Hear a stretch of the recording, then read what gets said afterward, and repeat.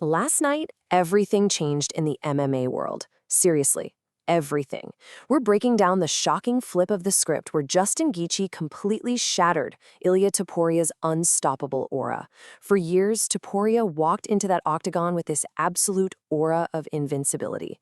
Literally every single opponent that stood in front of him eventually broke. But against Gaethje, that familiar script wasn't just altered, it was completely flipped upside down. What shocked fans wasn't just the final result, but the incredibly specific way it all unfolded. By the time that final horn sounded, one of the sport's biggest rising stars looked, well, completely different.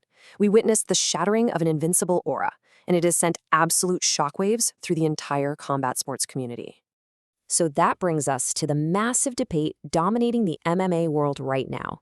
You gotta ask yourself, was this simply a bad night for Topuria, or did Justin Gaethje expose a weakness that absolutely nobody had seen before? That is the core mystery we really need to unravel here. If you follow this sport, this is the big takeaway you need to understand. Were we just watching a stylistic anomaly, or did we just see a permanent blueprint for how to defeat a previously undefeated titan? Okay, let's dive right into this. The illusion of control and Topuria's early dominance. And this brilliantly illustrates exactly what went down early on. Coming into the fight, Topuria looked exactly like the guy we've come to know. He was sharp, calculated, totally dictating the pace. I mean, his speed was incredible, and those signature combinations were landing beautifully. For a brief, really tense moment, it genuinely felt like he was completely in the driver's seat. But, then there's the Justin Gaethje factor. Gaethje literally built his legendary career on surviving these exact, terrifying moments. Instead of backing down or second-guessing himself, he just absorbs the pressure and constantly, relentlessly returns fire. He completely neutralized Topuria's early momentum. Which leads us to the war of attrition and what it really means to survive the deep waters. See, when Gaethje refuses to back down, he drags his opponents away from that clean, technical striking and pulls them straight into exhausting, deep waters. And we saw the momentum shift, slowly at first and then all at once. In those early rounds, Topuria completely dictated the pace. But as we pushed into the middle rounds, Gaethje's pressure just steadily mounted. By the time we hit the championship rounds, the momentum had totally flipped. Topuria's supreme confidence was being tested under extreme, grueling physical pressure. The damage Gaethje was inflicting, it became impossible to ignore. Every single exchange was favoring the veteran more and more. It turned into a literal war of attrition.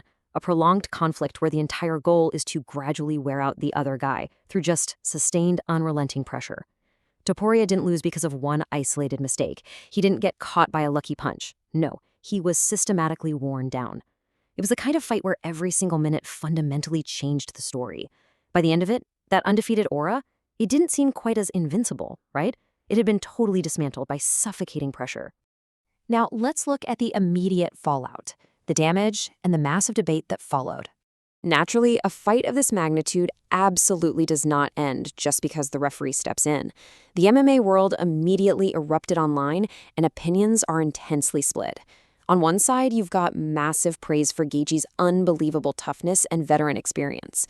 He proved exactly why he's still one of the most respected men in the octagon. But on the flip side, there's been a huge wave of criticism hitting Topuria. Fans are actively questioning his strategy, his preparation, but then you also have a strong contingent aggressively defending Topuria's legacy, reminding everyone of the incredible dominant run that even got him to this point. But cutting through all that online noise was a really sobering update from UFC CEO Dana White. Right after the event, White revealed that Topuria was receiving medical attention. He pointed out that the visible damage, specifically around Topuria's eye area, looks serious enough to raise immediate concern. We don't have an official diagnosis yet, but White's message was crystal clear. Forget about future fights, forget about the rankings. Right now, the absolute focus has to be on healing. And honestly, when you look at the sheer punishment Topuria endured just to make it to the final horn, it's pretty hard to argue with that priority. For those defending Topuria today, there's a really crucial perspective to keep in mind. Greatness isn't defined by never losing. It's defined by how you respond afterward. One difficult night against one of the toughest, most dangerous fighters in MMA history does not just erase years of absolute success. The true measure of a champion is their ability to absorb a devastating setback, process it, and evolve. So, the crucial point is this new mental challenge, life after invincibility. Because Topuria isn't just facing a physical recovery anymore. He is looking at an entirely new psychological hurdle. For his entire UFC career, he fought with this absolute certainty that he could not be broken. But now he has to navigate a really daunting rebuild. Step 1 already happened, losing that aura of invincibility. Step 2 is happening right now, during his recovery, where he has to face the harsh reality of whatever weaknesses Gaethje exposed. And will future opponents try to copy that blueprint? Absolutely.